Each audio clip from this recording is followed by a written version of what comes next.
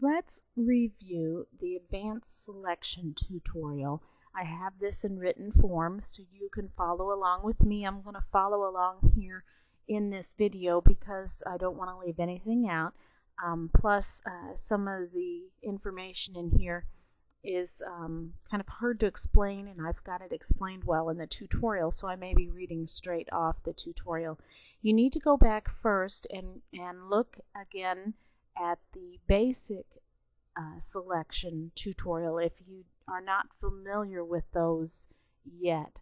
There are 4 basic selection tools. If I right click on here, I see the subtools. This one has the rectangular marquee tool and the elliptical marquee tool.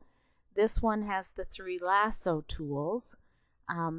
Here's your magic wand selection tool, and then this one is your quick selection tool, which is not in earlier versions of Photoshop Elements if you're using that, or the selection brush tool.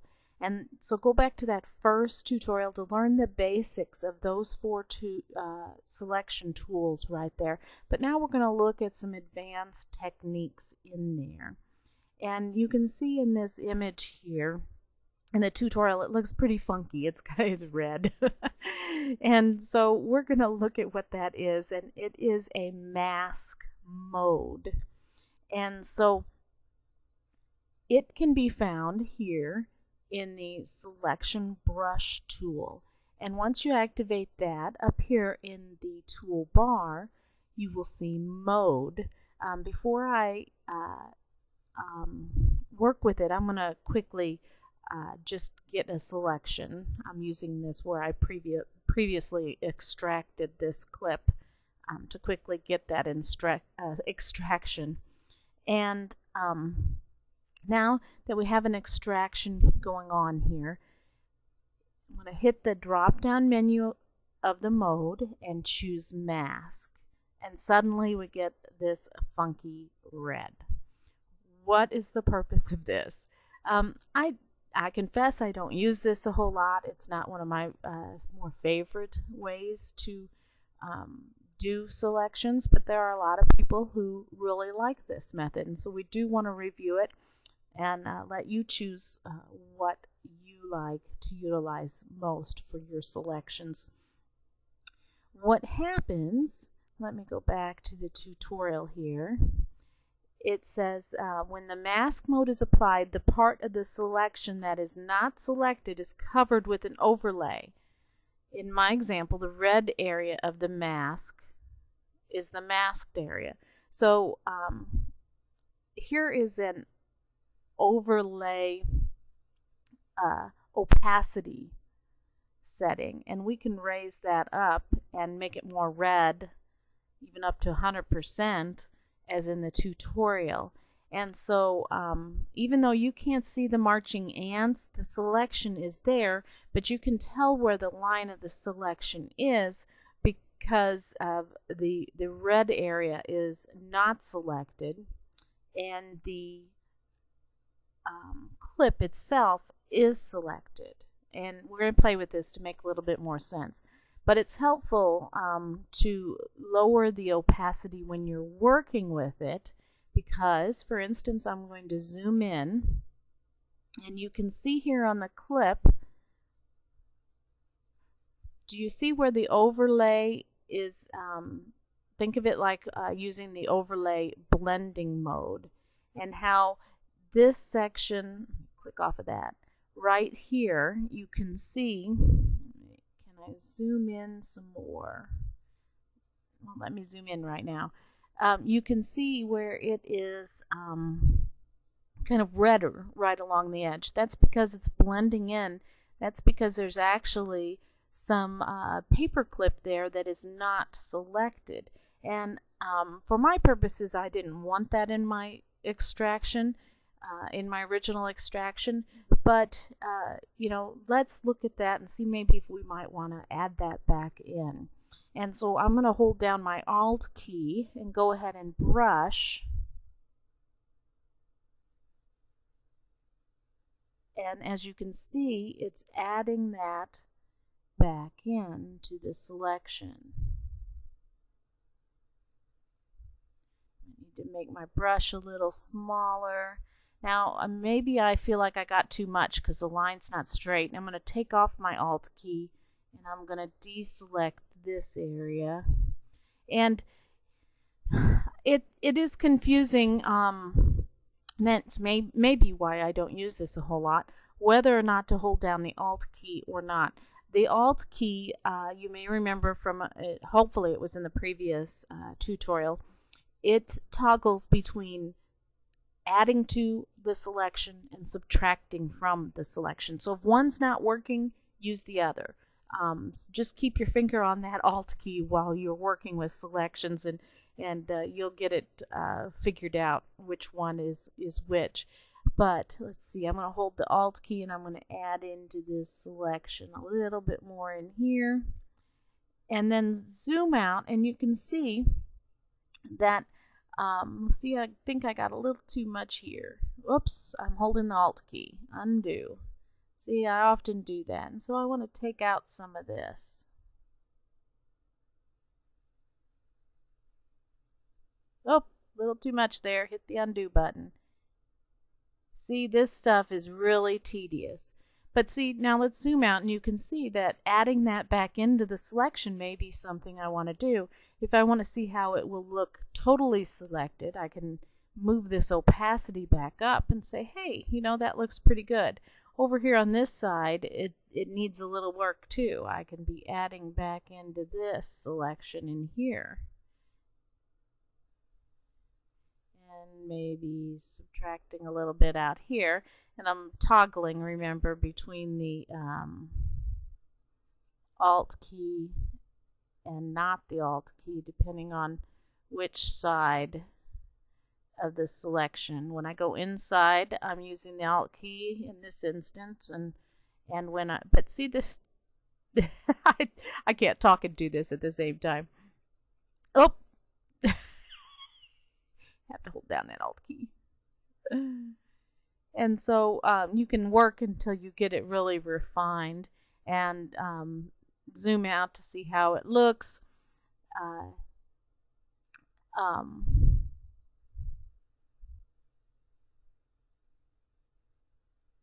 Where did it go?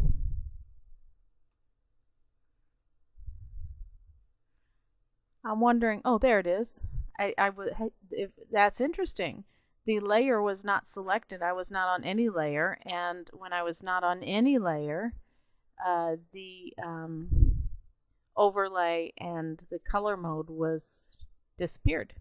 So anyway, you can go back and forth where I was headed, and change the opacity to see if there's something that you need to add in, and zoom in and out, and then go to the full opacity to see what it will look like in the total extraction. Now this hardness, I'm not sure if I covered that in the other tutorial or not, but most of the time when you're working with extractions, or for me anyway, I'm going to want a totally hard edge on my brush. In other words, that brush is not kind of feathered out on the edges and softened on the edges. I'm wanting that hard edge to get clean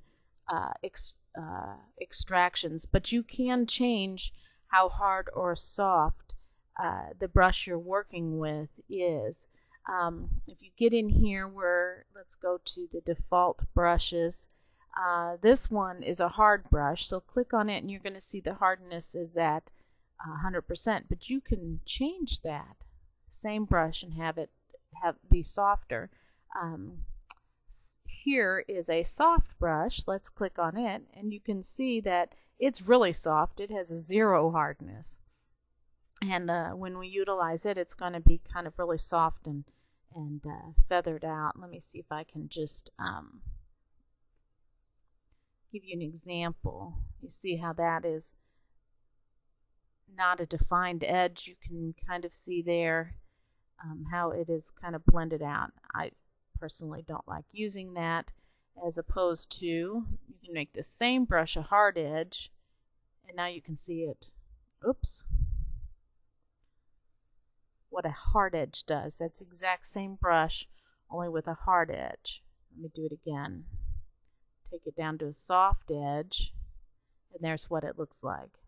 So most of the time I'm wanting to work with that hard edge brush. Hopefully you understand a little bit more what that looks like, works like. Let me show you now. Go back to just the selection mode, and you're going to see it with the marching ants again. And you're going to see how it is added. It was hard to tell in this regular mode because this begins to become the same color as the background color, that this was actually part of the clip.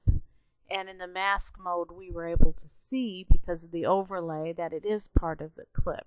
And now you can see we got this little jag here, and if I wanted to go back into the tool and, whoops, too big, and kind of, it's that Alt key thing again, kind of smooth it out if we could. You might want to go a pixel at a time and make that a whole straight line. I'm not going to take the time to do it, but you could clean that up so that it is actually a straight line. And so there's reasons for doing this in the selection mode where we see the marching ants, and there's reasons you've seen now why you would want to do the mask mode, and going back and forth between them to help really clean this up when you're extracting it. Let's go to the tutorial, see what I've missed. I've been all over the place. Oh, here we go. Sometimes it's helpful simply because of using the Alt key and not knowing whether you're adding to the selection or not, to invert the selection. So you're in here, and to make it match the tutorial. And so right now, to work inside here, I got to click on the Alt key, and to work outside, I don't have the Alt key. But if you hit it's Control-Shift-I to invert. Whoops. It just beeped at me. Why didn't it work? Shift-Control-I. Maybe I did it backwards. Shift-Control-I. There we go. I think I did Control-Shift-I. You got to do it in order. Either that, or you can go up here and you can see it's Shift-Control-I and just click on this button here and invert it, and maybe work from this way, because at this point now you can see parts of the wire edge that I did not use in my extraction, and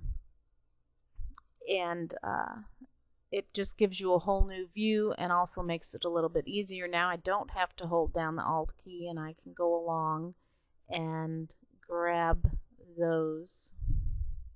And then I would hold the Alt key down out here to subtract. And then it just gives you a whole new view. And so switching from all of these things, inverting your selection, using both types of modes, is going to help you get the best selection. Okay.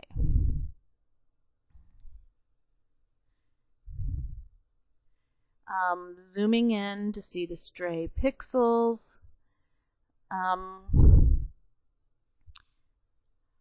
In working with selections, it can become very tedious. As I'm reading right from my tutorial, the fear of losing the selection is valid.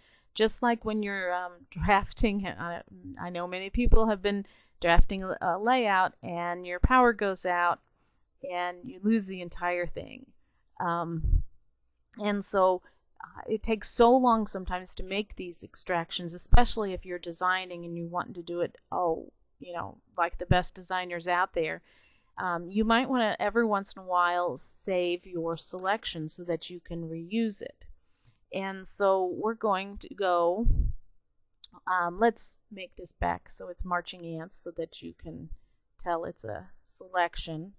And what we're going to do is go to the select drop down menu at the bottom, choose save selection. Now you have choices here. Here is When I first made this tutorial, I saved the selection and I called it clip.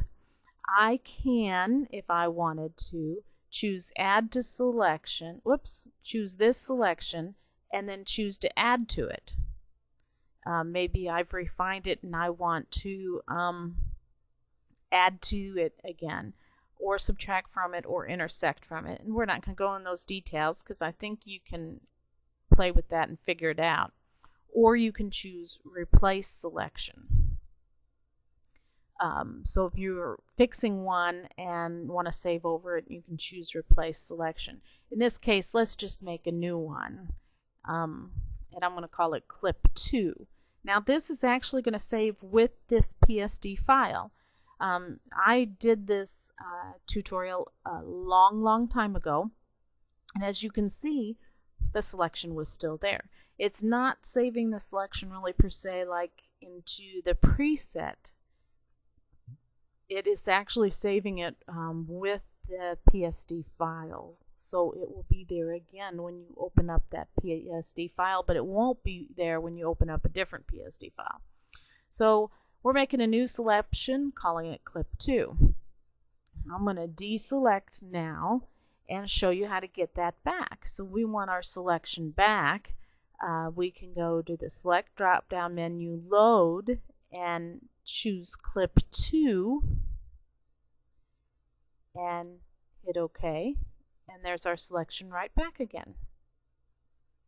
And so that's very helpful, especially also if you're working on it and you have run out of time, suddenly your child needs you, you have to close down your program. Just save your selection and you can get it back the next time you open up the program. Pretty cool, huh?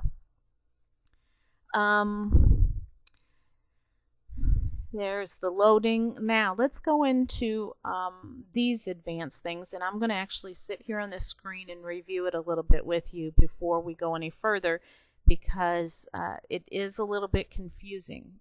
We're going to review it on this screen and then we'll go look at it in the program. Under the select drop down menu are options to adjust the selection. The first one right here is feathering, and I'm not going to go into that because you can learn about that in the feather vignette blending tutorial, and actually use that with a technique challenge there. So that advanced selection option is in a different tutorial, but we are going to look at this one that says modify, and then it has 4 sub menus, and also this one here that says grow. And there's only one option to make your selection smaller, and that's this contract one, but there are 2 options to make the selection larger. Well, actually 3, but kind of only 2.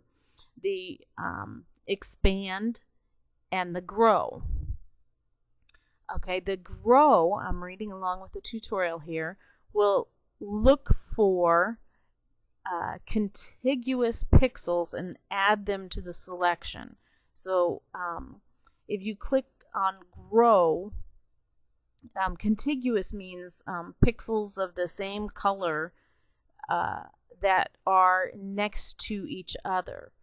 And so it will look for those and then grow your selection, and your selection will actually change shape. If you just expand this here, your selection, it's just going to make it larger but keep the exact same shape. If you grow it, it's going to look around for other pixels the same size, the same color that are touching your selection, and expand it. It helps you find those little stray things you didn't catch when you were extracting.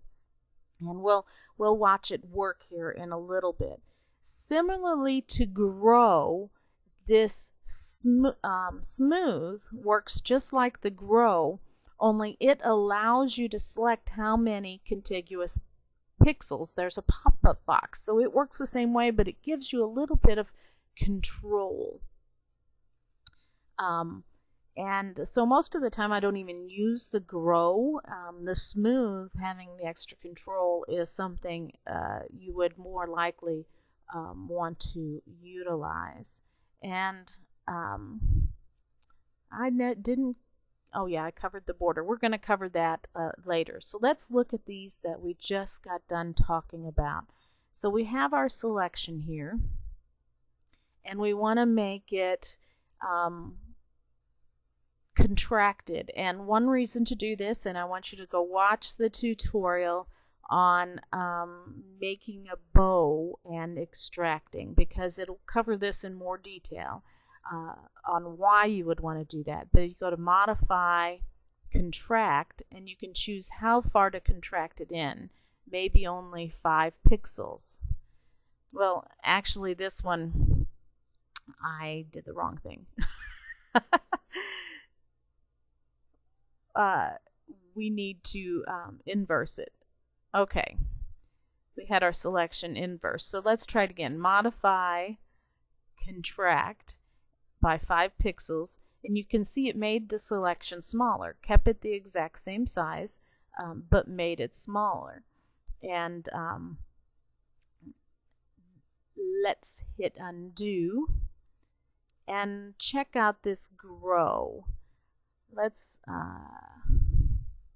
zoom in so you can watch it working. Well, actually, I'm trying to remember. I played with this. I want to make sure you get the best view. Select.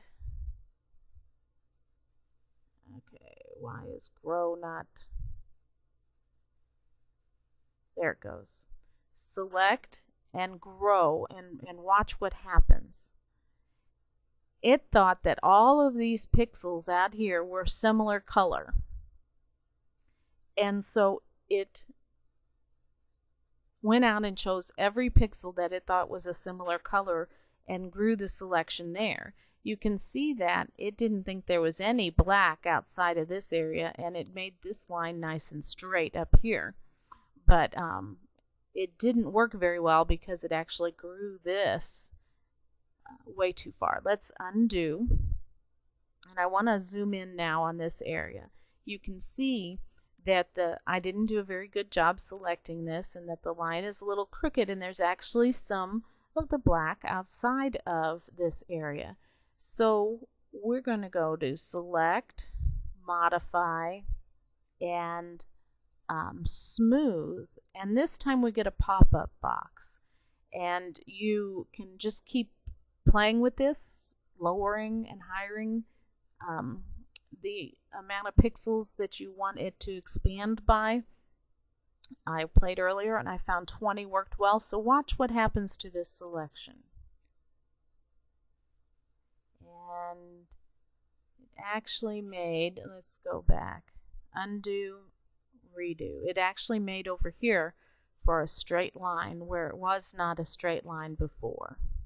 See, so select, smooth, and you can see it made for a straight line, and it found all those pixels, and it changed the shape of it by expanding it to find those pixels. But however, look what it did. Let me get my hand tool out here. Down here, it expanded it to where I didn't want it. And so here's the original, and there's what it did. So where it worked in one part, it didn't work very well in another part. And that's why I guess I don't use this tool a whole lot, unless you have some kind of element that is the contrast between the background paper isn't like it is in here, where it's so close in coloring, where it's more defined and works really well. It's worth trying, because it will definitely make your selection, as we saw up here on the top line, much better. And so we can go now and look at well, the expand. When we do the expand by 20 pixels, you can see it just makes it larger. and keeps the same shape. See, all those little bumps up and down in the selection are still there. The last part of the tutorial is really kind of cool. It's a little hidden secret, I think, in here in Photoshop Elements. It is that top one that says border. So we have our selection here. If you go to Select, Modify, Border, and choose how many pixels you want your border to be, I might choose 10 per se. Remember, you can always hit that undo button and try again till you get it just right. And hit OK. Your selection actually turns into a border. So it's not selected all in the middle anymore. It's actually this right in between is the border. And so I can make a new layer, get a color, and I'm on my new layer, fill that selection, make this invisible, and zoom out. And now you can see, Control D, I just created an outline of my selection. And so this is going to open up whole new worlds. I'd love to see how you all would utilize this in a layout. The possibilities are endless. You know, I can see maybe now, I mean, just to get your minds going, you could select this and make a pattern from it, and then put that as a pattern across your paper. Make a background pattern. Ideas are endless. You can use this to make different sorts of elements. Maybe you might want to, if I would have made this with black, see, I could go now and fill this in, and it makes for a whole new different kind of element. It makes for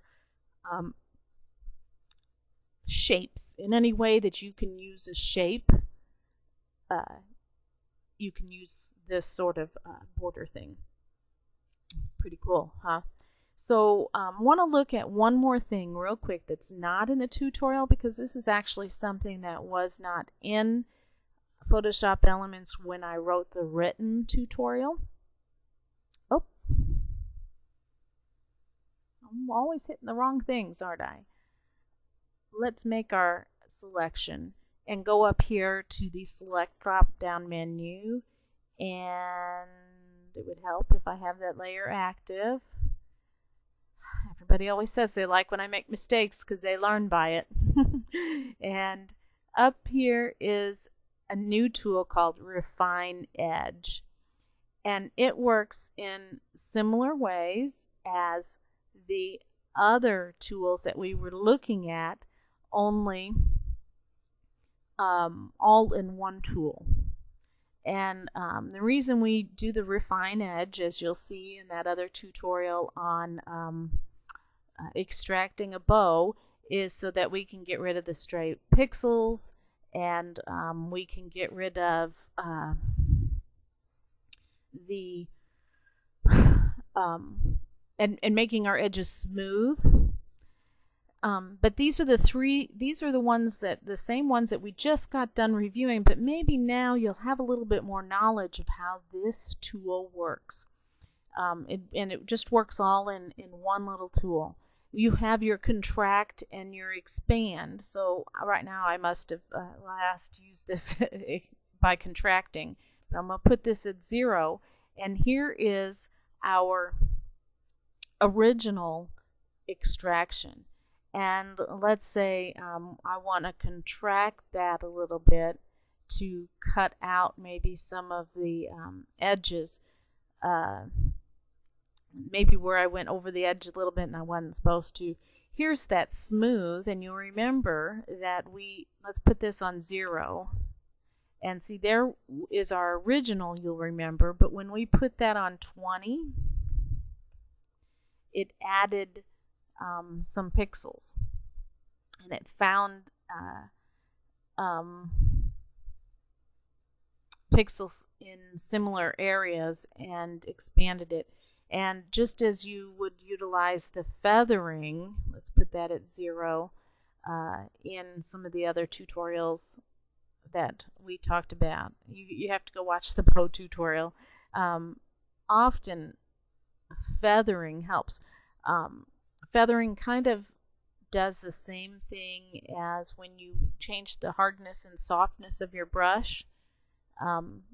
So you would start out with your hard brush, but then if you want to soften the edges, like you do in the brushes, which I often would like to do in my extractions, you would feather it. Here is clicking on this puts you into the mask mode. So you can also use these settings back and forth viewing it. Remember I told you that if you're really working hard to get the extractions good, looking at it in all different both modes and also inverted both ways will help you. And so this also will help you see. Let's put the feathering and all of this back to 0. And you can see it's right on the edge, but then when I move the feathering up, you can see how it's feathering the edges, and you can see where the overlay is changing. It's hard for me to explain in words how all this stuff works. It's best if you just get in there and play, but I hope what I've shown you kind of gives you an idea of how the tools work. And then in your playing, you'll be able to continue to understand them better. It takes a long time to understand all these techniques. It takes a long time. And I just encourage you to keep working with it and keep playing and keep working with it. Look, I see down here it says press P to toggle to the preview of the edge refinements. What that does is turn this off and on. Rather than clicking or unclicking, I can use the keyboard shortcut. Press F to cycle through the preview modes. So we have F goes from this one to this one. And it says, and X to temporarily view the image. And so if you want to see what the image looks like without any selection, and preview the selection with a custom overlay color. Double click to change the color of the here's where you can change the color. If you wanted a different color, we talked about it but never actually did it. Or change the opacity. Let's see, we wanted it up to 100. So you can work through those things here. Yeah, we just reviewed those. So there's some keyboard shortcuts there, and they have them there all nice and handy for you. And so anyway, I'm going to click cancel, and I hope you've learned a lot. I challenge you to extract something, put it in your layout, or use any of these techniques. Maybe you'll use the border technique, hint, because I want to know where your inspiration goes. Put it in a layout and share it with us right here in this thread. Have a great day.